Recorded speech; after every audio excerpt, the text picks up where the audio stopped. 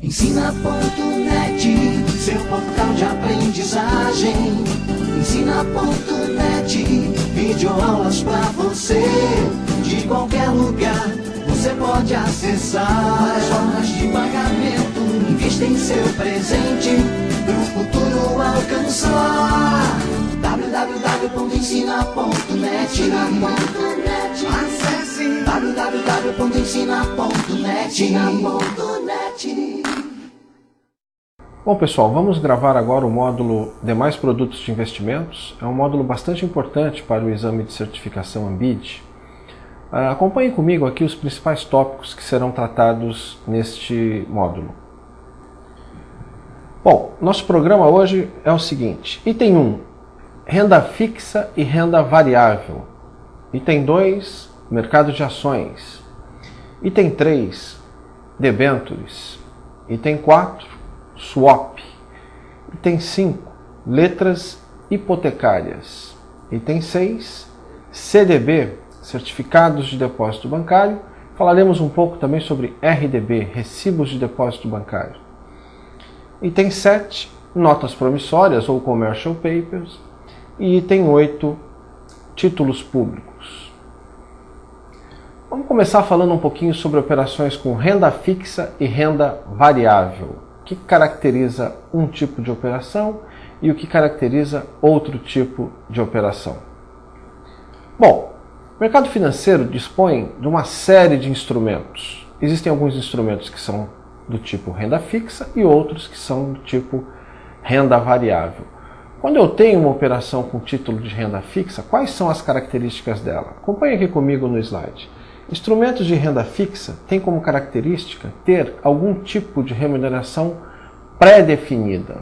Numa operação com renda variável ou num instrumento de renda variável, eu não tenho esse tipo de situação. Ou seja, num instrumento de renda variável, a remuneração da operação depende de eventos futuros, normalmente incertos. Então, por exemplo, renda fixa eu tenho CDB, letra hipotecária. Renda variável eu tenho o mercado de ações. Acompanhe agora nesse slide um quadro onde nós temos uma melhor divisão do mercado de renda fixa. Títulos de renda fixa podem ser classificados sob três grandes formas: quanto ao emissor, quanto às taxas e quanto à periodicidade. Quanto ao emissor, como é que eles podem ser classificados? Acompanha comigo aqui no slide. Eles podem ser classificados como títulos públicos ou privados. Exemplo de um título público: título público federal. Uma letra do Tesouro Nacional, por exemplo. Exemplo de um título privado, uma operação com debêntures, que não seja conversível em ação, por exemplo. Seria um título de renda fixa. Com relação à taxa, como nós já vimos, eu posso ter taxas tanto pré-fixadas como pós-fixadas. Com relação à periodicidade, existem alguns títulos ou algumas operações nas quais os rendimentos são feitos ou são efetuados de forma periódica. Por exemplo, mensal, trimestral, semestral. Em algumas outras operações, os rendimentos são pagos apenas no final. Então, no que se refere à periodicidade, eu posso ter títulos que remuneram de forma periódica e outros títulos que remuneram apenas no final. Título pré-fixado. Fixando um pouco mais o conceito, acompanhe comigo. Pré-fixado. O valor do resgate é previamente definido. Previamente definido em que situação? Em função de uma taxa nominal de juros. Esse é um ponto importante que vocês devem atentar. Numa operação com título pré-fixado ou uma operação pré-fixada, eu sei qual é o indexador, eu sei muitas vezes o rendimento nominal. O rendimento real eu nunca vou saber, seja a operação pré-fixada, seja a operação pós-fixada. Uma operação pós-fixada, o valor de resgate do título só será conhecido no final da operação. Numa operação pré-fixada, como nós vimos, o valor de resgate nominal da operação pode ser conhecido antecipadamente. Porém, o valor real eu só vou saber no final da operação. Uma operação pós-fixada, que tipo de indexador eu posso ter? Acompanhe aqui comigo.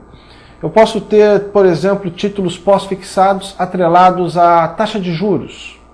Por exemplo, TR, TJLP. Eu posso ter títulos pós-fixados atrelados à taxa de inflação. Por exemplo, IGPM, IPCA. E eu posso ter títulos pós-fixados atrelados, por exemplo, à taxa de câmbio. Então, existe uma variedade aí de instrumentos ou de indexadores possíveis para esse tipo de operação. Vamos falar um pouco agora sobre o mercado de ações. O mercado de ações, como nós já comentamos aqui, se insere dentro das operações de renda variável, ou seja, são operações onde eu invisto, mas eu não sei exatamente o quanto eu vou ganhar. Não há nenhum tipo de indexador, não há nada combinado previamente. Quando eu invisto numa ação, eu posso ganhar ou pelo ganho de capital ou pelo recebimento de dividendos. Então a remuneração de uma operação com ações pode se dar dessas duas formas, na forma de ganho de capital ou pelo recebimento de dividendos. O que é ação? Qual a definição formal de ação? Ação é um título representativo do capital social de uma empresa. Então o capital social de uma empresa é fracionado em vários pedacinhos e cada pedacinho desse vai ser uma ação. Um exemplo aqui. A empresa tem um capital social de 500 mil, representado por 500 mil ações. Cada ação terá o valor nominal de R$1. Formalizando um pouco mais o conceito de ações. Acompanhe comigo. Títulos de renda variável. Por que renda variável? Porque nós não sabemos ou não temos garantido nenhum tipo de remuneração quando investimos nesse papel. O que mais?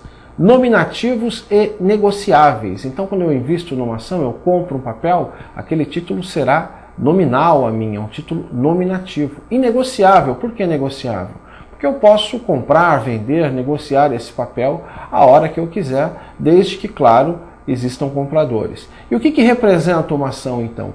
Representa uma fração do capital social na empresa. Quando eu invisto em ações, eu estou investindo, na realidade, numa determinada empresa, como se eu estivesse comprando um pedacinho daquela empresa. Claro isso? Então vamos avançar.